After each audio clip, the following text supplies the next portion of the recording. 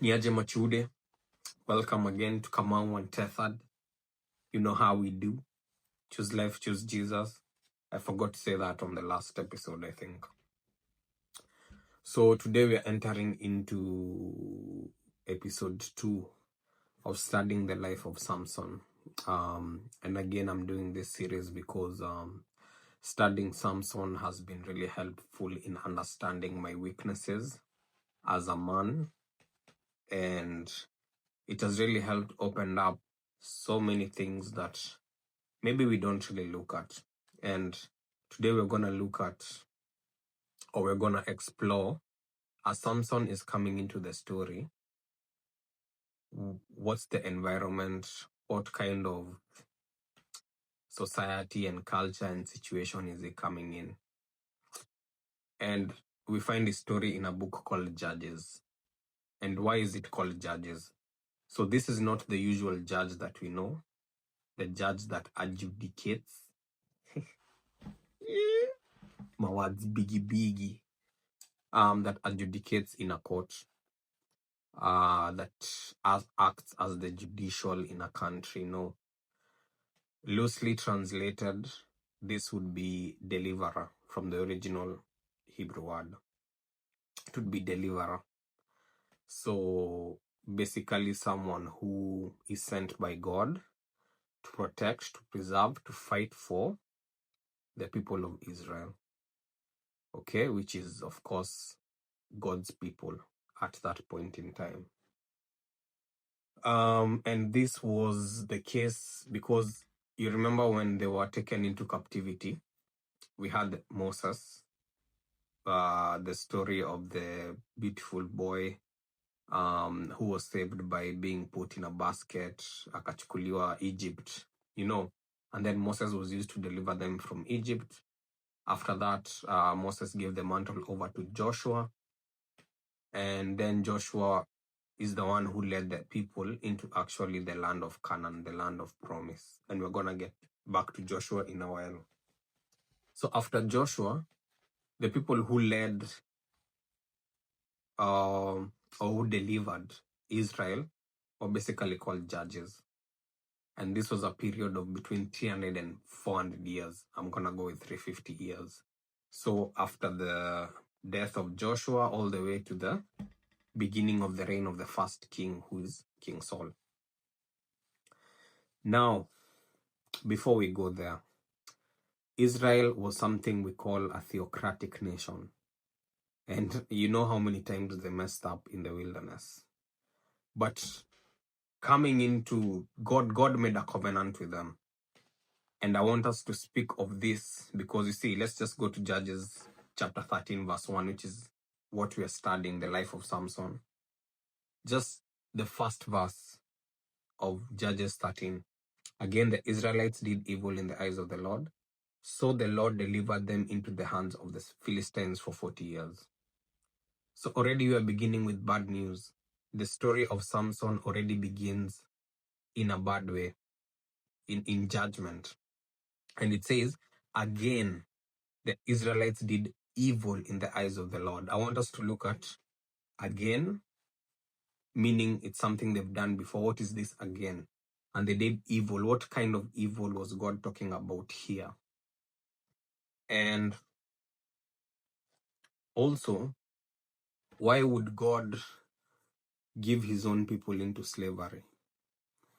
When you read such things, it looks unfair. It seems very extreme.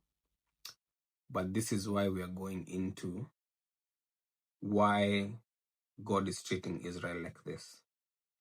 Because God made a covenant with Israel. I will be your God, you will be my people. They agreed because love does not insist on its own way. This will always be the story we Christians preach. God cannot force you to love him, cannot force you to choose him. So when you say choose life, choose Jesus, it has a very big meaning. Salvation belongs to the Lord, but you have a choice as well. So Deuteronomy 30 verses 15 to 19. And this is where, by the way, choose life, choose Jesus came from. So it says, see, I set before you today life and prosperity, death and destruction. For I command you today to love the Lord your God, to walk in obedience to him, and to keep his commands, decrees, and laws. Then you will live and increase, and the Lord your God will bless you in the land you're entering to possess. But if your heart turns away, and you are not obedient, and if you are drawn away to bow down to other gods and worship them, I declare to you this day that you will certainly be destroyed. You will not live long in the land you are crossing the Jordan to enter and possess. This day I call the heavens and the earth as witnesses against you, that I have set before you life and death, blessings and curses. Now choose life, so that you and your children may live.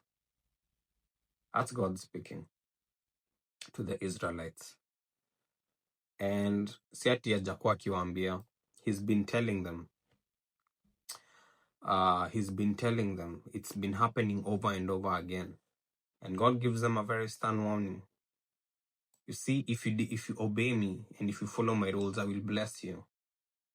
Victory will be yours always. Prosperity. But if your heart turns away and you're not obedient, and if you're drawn and bow down to other gods and worship them, it's talking about idolatry. Okay? So put a bell on that, or keep that in mind. In Joshua 24, you remember we said we're going to go back to Joshua. Joshua conquers and conquers and conquers. Israel keeps going in and out of salvation. Sounds like me. And at the end, Joshua calls all the people together. And in chapter 24, he reminds them step by step of what God has done for them, of how their forefathers sinned. And because they sinned, they were taken into captivity 400 years, and God had mercy on them, and he saved them, blah, blah, blah, blah, blah, blah. Gives them all that speech. And then, so we're going to start from verse 22. It says, then Joshua said, you are witnesses against yourselves that you have chosen to serve the Lord. So the people agreed. And then they said, yes, we are witnesses. They replied. Now then, said Joshua, throw away the foreign gods that are among you and yield your hearts to the Lord, the God of Israel. And the people said to Joshua, we will serve the Lord our God and obey him. On that day, Joshua made a covenant for the people, and there at Shechem he reaffirmed for them decrees and laws. And Joshua recorded these things in the book of the law of God. Then he took a large stone and set it up there under the oak near the holy place of the Lord.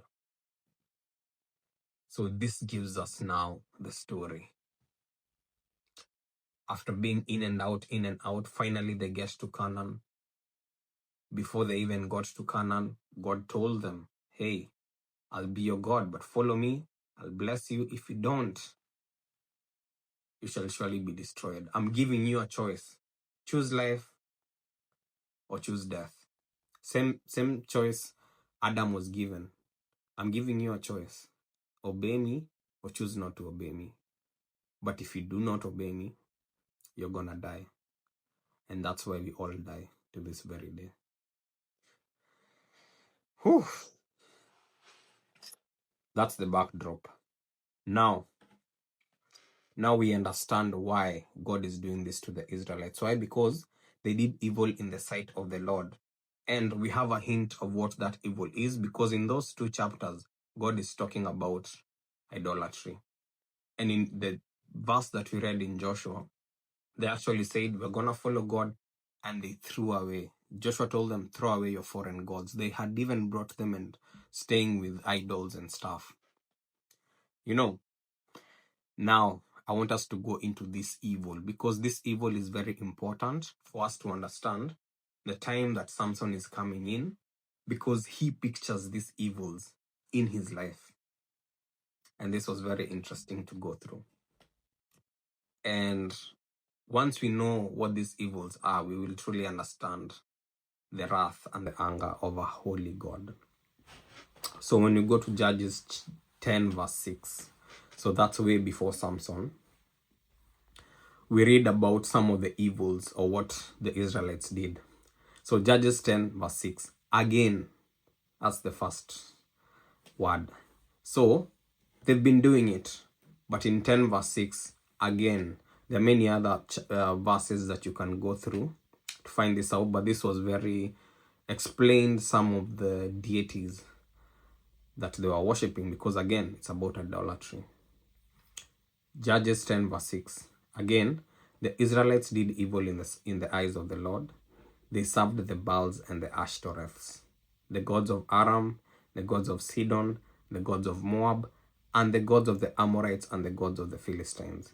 And because the Israelites forsook the Lord and no longer served him, he became angry with them. He sold them into the hands of the Philistines and Ammonites. This has been happening over and over again. And you worship the gods of the people that you were enslaved to. God delivers you and you do it again. Now, it's not just, let me just explain some of the ways these gods were worshipped. Why was it so easy for them to fall? You see, God gave Israel very many rules to keep them separate from other people. And he told them, this land you're going into, I am actually judging these people for their acts. Do not let your heart go astray and worship and bow down to other gods. But it was very tempting, and we'll see why. We'll also see how this is done today.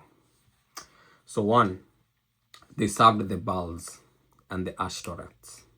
So let's talk about Baal. Baal worship was full of animal sacrifice, and hear this, ritual prostitutes, both male and female. So homosexuality started way back. It's been an agenda of the enemy for a very long time. Ritual prostitutes. What does that mean?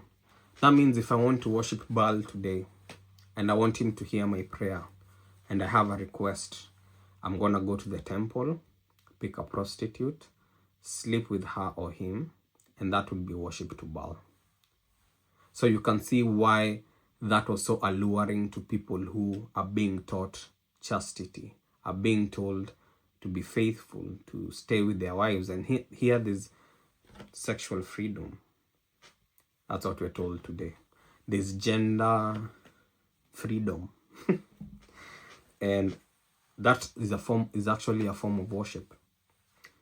And the other thing they did, there was a lot of sensual dancing, clubs, and there was piercing. So when Elijah had the showdown at the mountain with the 450 prophets, one of the things they did was they started cutting themselves so that they could attract Baal. And we also see this is very demonic, because when Jesus met the demoniac in Gennesaret, something like that, he was characterized by isolation and cutting himself. Let's go to Asherah. They serve the Baals and Ashtoreth. So Asherah, that goddess was called Asherah, and she was the goddess of fertility. And again, characterized by temple prostitution. And there's even artifacts now. So there was artifacts that were made in the image of Ashtoreth. And if you're going there to ask for fertility, to get a child, you would use those artifacts you would be intimate with those artifacts so that it would be a form of worship. So such items did not start in our day. They started them. Everything starts in Canaan. And if you go back, it's not even in Canaan, it's in the city Nimrod built. You know, again, gods of Moab. The gods of Moab, the main god of Moab was Chemosh. And let's just say, as much as these were idols, we know that it's fallen angels or demons that inhabited these idols. So there was power, there was results, and we see that now in our day. So Chemosh was characterized by the sacrifice of firstborns, and that's very there's an interesting story in 2 Kings verse 3. God has actually given the Israelites victory, and the Israelites are fighting with the Moabites, and they are winning. So they go in, they occupy, and then what happens is the king of Moab sees that he's losing the battle, and he takes his firstborn son, so the one who's supposed to inherit after him, and he sacrifices him. And when he does that, the battle actually shifts. So these are men that were being defeated. They are remaining very little. But what happens is the battle shifts. So let me just read this. 2 Kings 3:24-27. But when the Moabites came to the camp of Israel, the Israelites rose up and fought them until they fled. And the Israelites invaded the land and slaughtered the Moabites. They destroyed the towns, and each man threw a stone on every good field until it was covered. They stopped up all the springs and cut down every good tree. Only King Haresath was left with its stones in place. But men armed with slings surrounded it and attacked it. When the king of Moab saw that the battle had gone against him, he took with him 700 swordsmen to break through to the king of Edom, but they failed. Then he took his firstborn son, who was to succeed him as king, and he offered him as a sacrifice on the city wall. The fury against Israel was great. They withdrew and returned to their own land. It's a very interesting story, because the people of Moab worshipped this god Chemosh, and Chemosh demanded of them firstborns. And when he sacrificed his son during war, the battle actually shifted. So we're talking about real powers and principalities. Real powers and principalities that are characterized by evil acts. Let's go to the gods of Ammon. The god of Ammon was Molech. So all these, there are references to them in the Bible. I'm going to put the one for 2 Kings. The other ones can be your assignment to go through. So Molech was characterized by what? Child sacrifice. So I'm just going to read you some of the laws that God gave Israelites in Leviticus, which is way before. I know we are going through a lot of Bible verses, but this is giving us the context that we need to understand, to have an understanding of when Samson is coming in, why God is angry, why they were given to slavery. Leviticus 18:20-21. Actually to 29. Do not have sexual relations with your neighbor's wife and defile yourself with her. Do not give any of your children to be sacrificed to Molech, for you must not profane the name of your God. I am the Lord. So the God is mentioned there. Molech is mentioned there. Do not have sexual relations with a man as one does with a woman. That is detestable. That's homosexuality. Do not have sexual relations with an animal and defile yourself with it. A woman must not present to an animal to have sexual relations with it. That is perversion. That's bestiality. Do not defile yourself in any of these ways, because this is how the nations that I am going to drive out before you became defiled. God actually told them before they went to the land of Canaan. The nations that I'm going to drive out, this is how they defile themselves. This is how they brought judgment on themselves. That's why I'm driving them out. 25. Even the land was defiled. So I punished it for its sin, and the land vomited out its inhabitants. But you must keep my decrees and my laws. The native born and the foreigners residing among you must not do any of these detestable things. For all these things were done by the people who lived in the land before you, and the land became defiled. And if you defile the land, it will vomit you out, as it vomited out the nations that were before you. Everyone who does any of these detestable things, such persons must be cut off from their people. Verse 30, keep my requirements and do not follow any of the detestable customs that were practiced before you came, and do not defile yourself with them. I am the Lord your God. God warned them many times. Many times. Something that we didn't say, you see the first verse 20, do not have sexual relations with your neighbor's wife.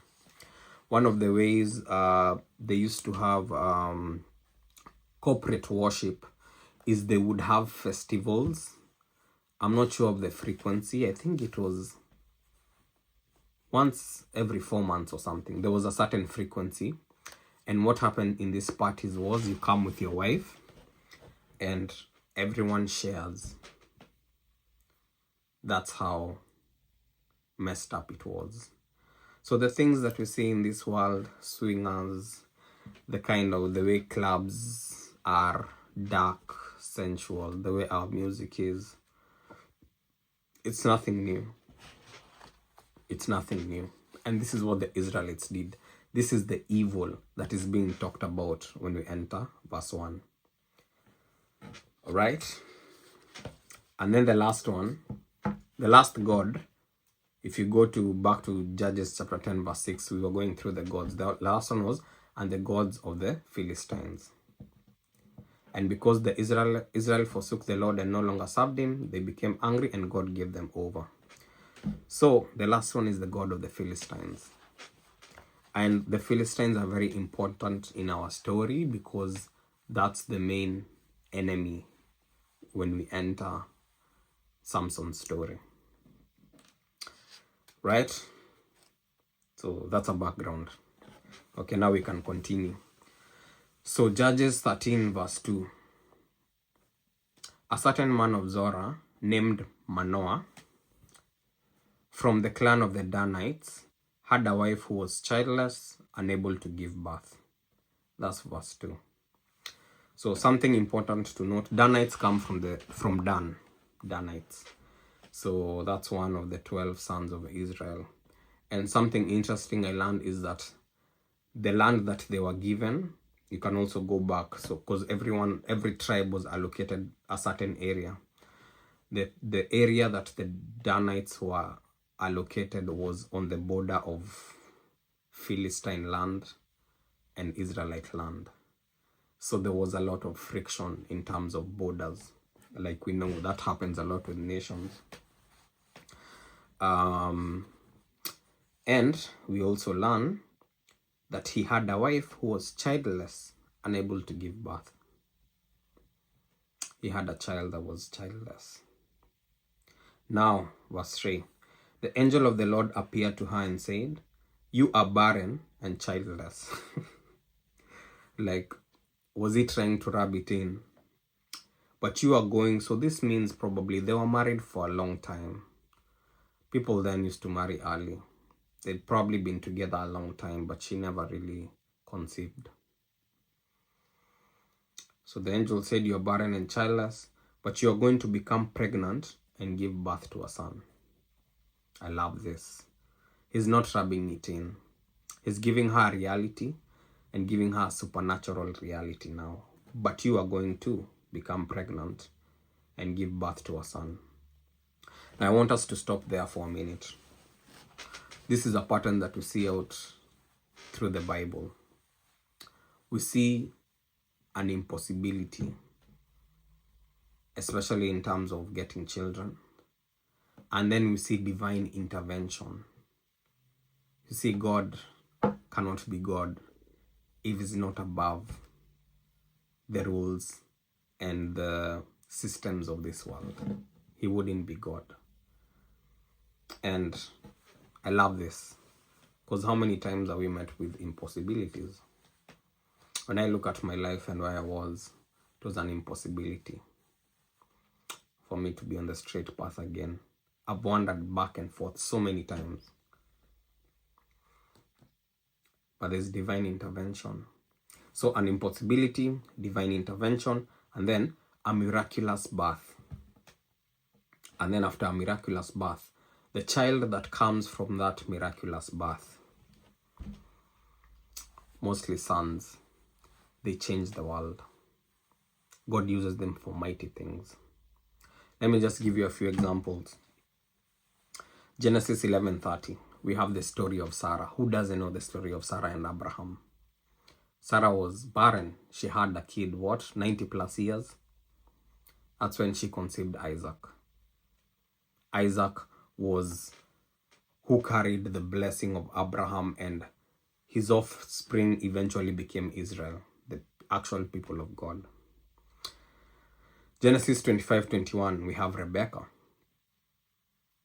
Rebecca was also barren, and Joshua prayed for Rebecca, pleaded with God. God heard, and she had twins, and that was Esau and Jacob. And Jacob later on became Israel, the people of God.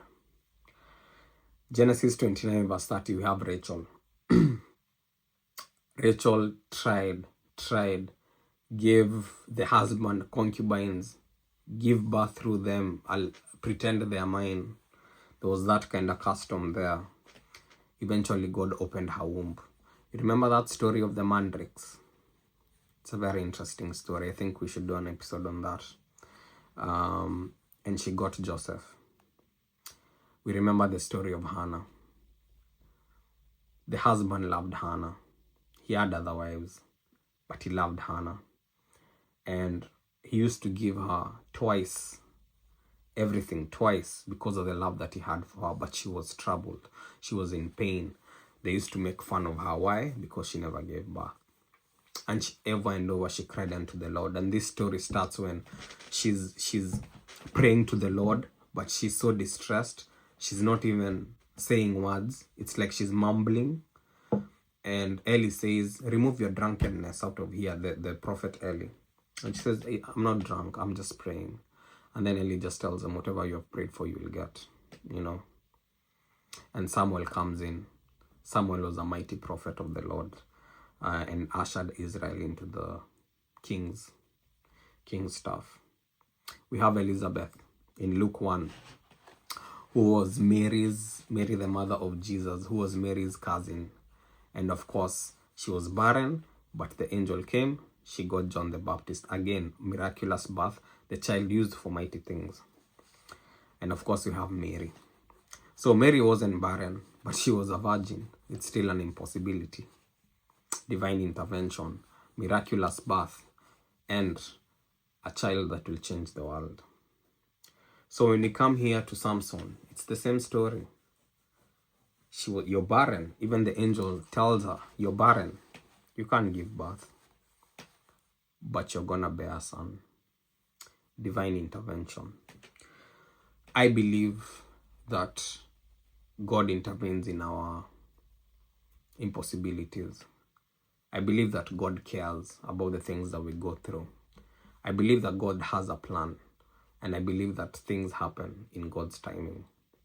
Because all these children happen when God wanted them to happen. It is God who gives children. And he just doesn't give the barren ones children. He also gives everyone their child. It's God. Children belong to the Lord. So we can continue now. That's verse 3. So verse 4. Now see to it that you do not drink no wine or other fermented drink, and that you do not eat anything unclean. You will become pregnant and have a son whose head is never to be touched by a razor, because the boy is to be a Nazirite, dedicated to God from the womb. He will take the lead in delivering Israel from the hands of the Philistines. So the angel has a lot of info here. First, we're not told the name of Samson's mother. Samson's mother is not defined by her name. She's defined by her purpose, by her role, which is to give birth to Samson. It's also worthy to note that the angel gives the Nazirite vow to the mother of Samson. So what is the Nazirite vow? It doesn't come from Nazareth. And that's why we're gonna go to where it comes from.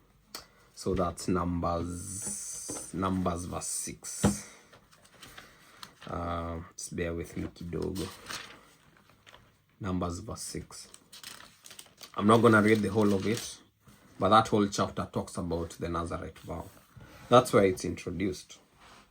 And the aim of the Nazirite vow is to separate yourself. Nazirite translated means to separate, comes from the word to separate in Hebrew. So it basically means to separate yourself, to be closer to God, in service to God.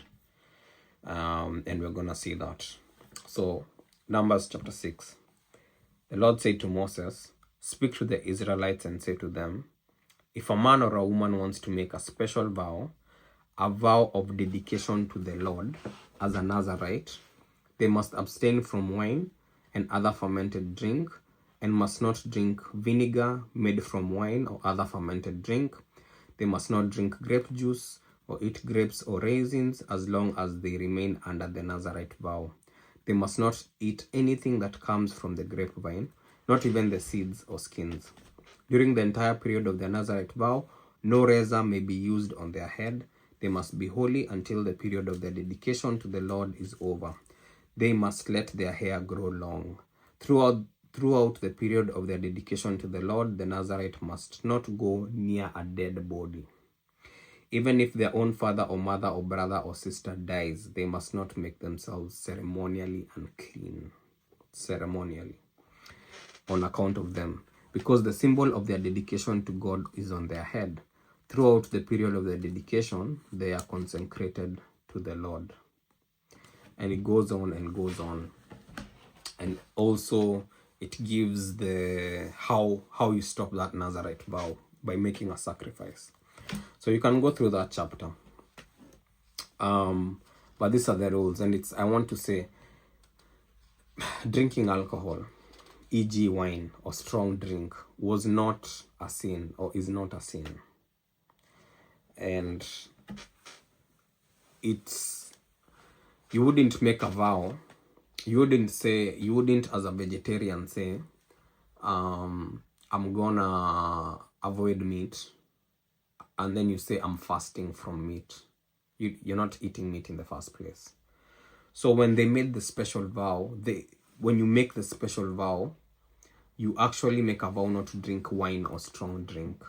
But it just doesn't end there. If you go to verse 4, it says, as long as they remain under their Nazirite, they must not eat anything that comes from the grapevine, anything that comes from grapes, not even the seeds or the skins. So it's not just the alcohol. It's specifically anything that comes from the grapevine. Even vinegar that is made from grapes. So that means in normal in normal life, they were using these things. They were using grape, wine. We know this. Jesus turned water into wine. It was part of their culture. Of course, it wasn't like the alcohol we have today. But that's a different story for another day. But it's a good note to point out. That's the Nazirite vow.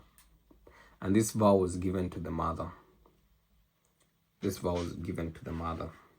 And after it was given to the mother was also told, this son of yours, this is gonna be his life. He's gonna be a Nazirite from birth. And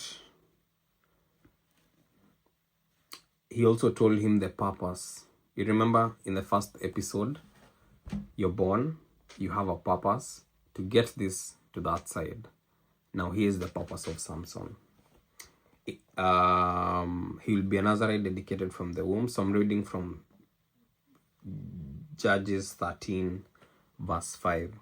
You will become pregnant and have a son whose head is never to be touched by a razor, because the boy is to be a Nazirite, dedicated to God from the womb. He will take the lead in delivering Israel from the hands of Philistines. That's his purpose. He will take the lead in delivering Israel. God knows us from our wombs, doesn't he? Psalms 139 verse 13 to 16. For you formed my inward parts. You knitted me together in my mother's womb. I praise you, for I am fearfully and wonderfully made. Wonderful are your works. My soul knows it very well. My frame was not hidden from you. When I was being made in secret, intricately woven in the depths of the earth, your eyes saw my unformed substance. In your book were written, every one of them, the days that were formed for me, when as yet there was none of them. God knew us. God knows us before we were even born, before we even moving in our mother's wombs. And he knew that there would be a child called, this is before she's pregnant. And this is going to be the purpose for this man, for this boy. So now, episode 1 makes sense. We know the purpose of Samson. Samson is supposed to deliver the people of God from the Philistines. Samson is supposed to live by a certain standard. A standard is to be a Nazirite. We know the rules of the Nazirite.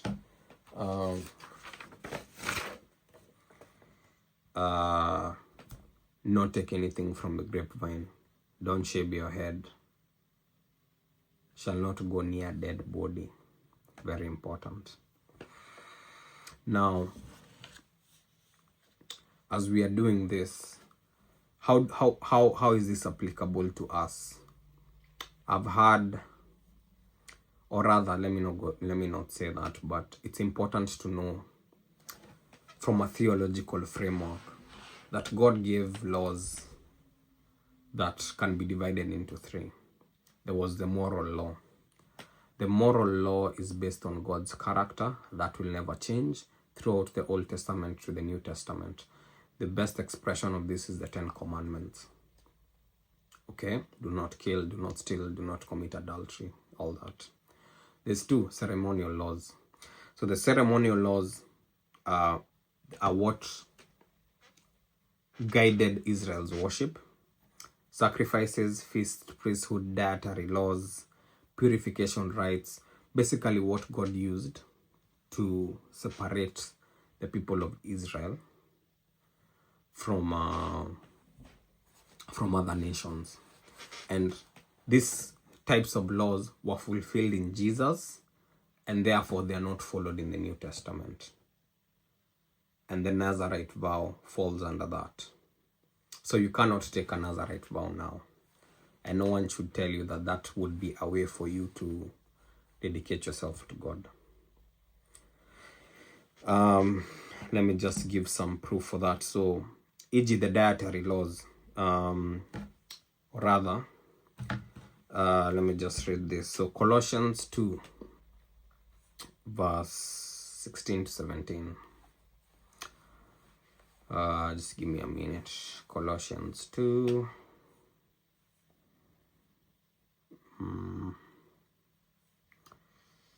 Colossians 2. Please bear with me, guys. We are almost done with chapter 1. So Colossians 2 verse 16. Therefore, let no one pass judgment on you in questions of food and drink, or with regard to a festival or a new moon or a Sabbath. These are a shadow of the things to come, but the substance belongs to Christ. So all the ceremonial laws were a shadow of Christ. And when Christ came, now we don't operate on the shadow anymore. We operate with Christ. And if you go to Acts chapter 10, one of the biggest ceremonial laws was the dietary laws. Don't eat pigs. Don't eat things that look like this, blah, blah, blah. Don't eat unclean animals. There's a way you wash your hands. That was actually a tradition.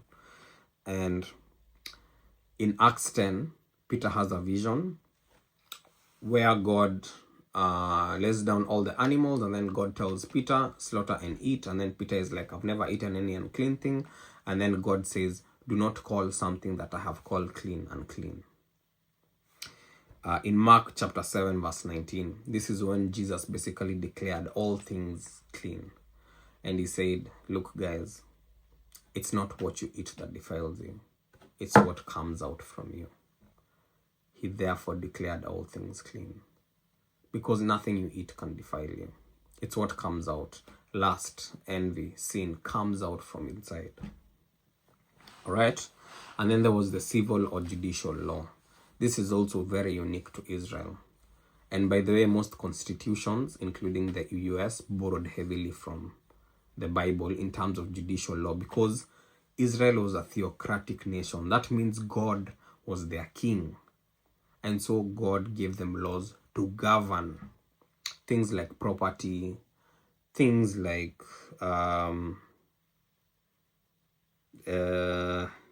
penalties, land laws, what happens when you injure someone.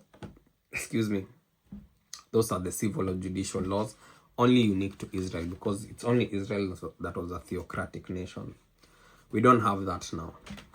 The closest we can get maybe is countries that use their religious-based government. Maybe let's say like the countries that use Sharia law. But this was a theocratic nation. It's important to say that so that we understand some of these laws. We understand what is being passed on from the Old Testament to the New Testament, and to understand the Nazirite vow.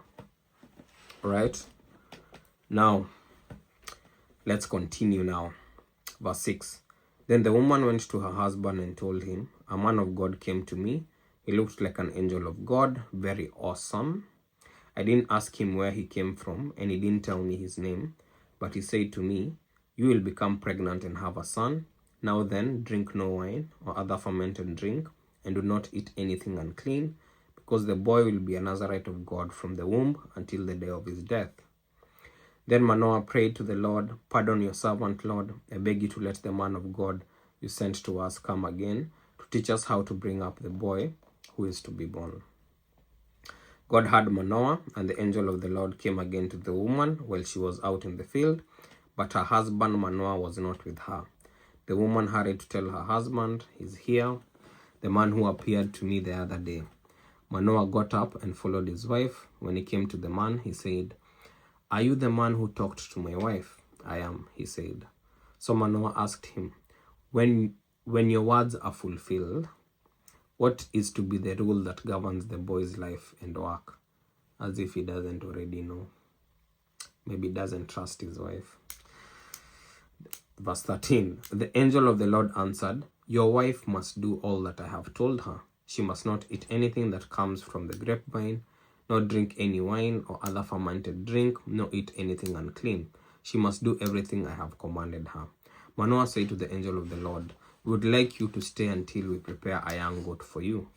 The angel of the Lord replied, even though you detain me, I will not eat any of your food. But if you prepare a burnt offering, offer it to the Lord.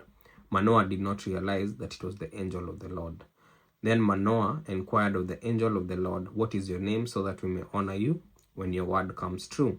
He replied, why do you ask my name? It is beyond understanding. I'm gonna stop there. Wow. The name of angels is beyond understanding. Interesting. Okay, I'm gonna continue. Verse 19. Then Manoah took a young goat together with the grain offering and sacrificed it on a rock to the Lord. And the Lord did an amazing thing while Manoah and his wife watched. As the flame blazed up from the altar towards heaven, the angel of the Lord ascended in the flame. Seeing this, Manoah and his wife fell with their faces to the ground. When the angel of the Lord did not show himself again to Manoah and his wife, Manoah realized that it was the angel of the Lord.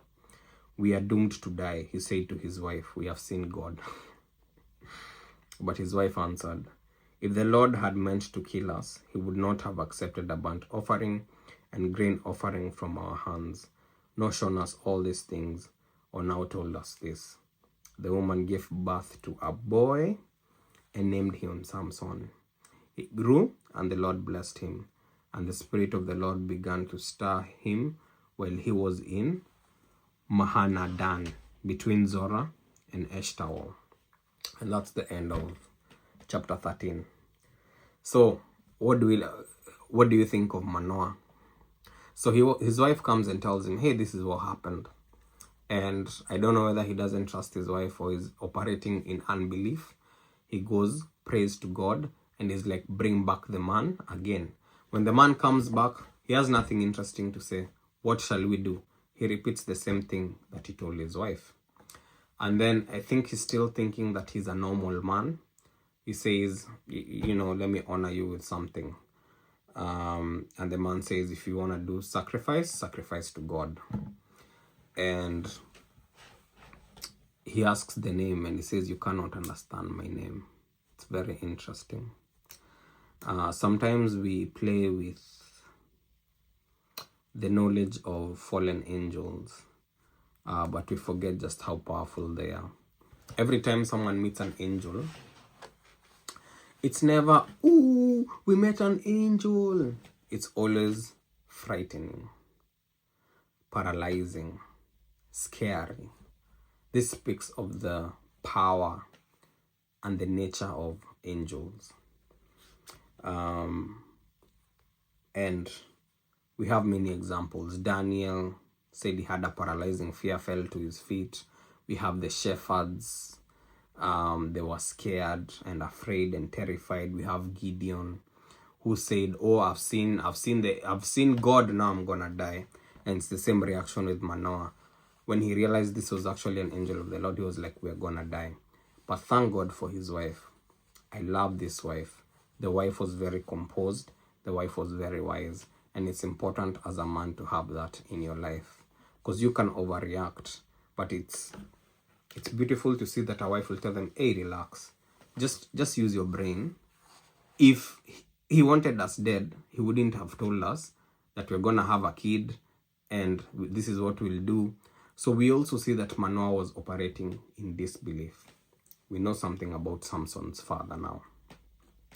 And the boy was born and he grew up. And the Lord blessed him. So now Samson is born. We are done with the background work. We know the kind of situation. We know with Israel. We know a bit of the parents of Samson. We know his miraculous birth, the divine intervention, and we know the purpose of Samson. The story that started badly has now ended well in chapter 13 because God is going to use this child to deliver the Israelites to Philistines. Such a great destiny.